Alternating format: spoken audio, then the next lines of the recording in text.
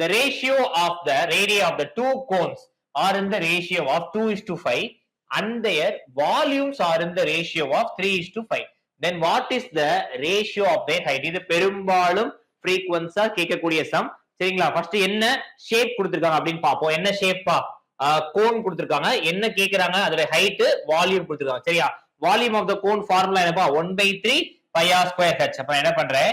1/3 pi r1 square h1 divided by 1/3 pi r2 square h2 which is equal to volume உடைய ratio என்னப்பா கொடுத்திருக்காங்க?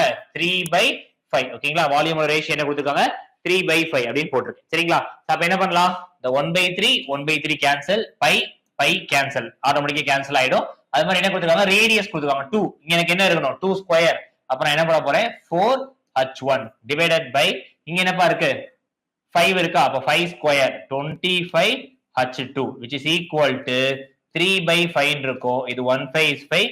இங்க 5 5s are 25. அப்ப என்ன ஆன்சர் பா வரும்? h1/h2 which is equal to 15/4. So the right answer is 15:4. ஓகேங்களா?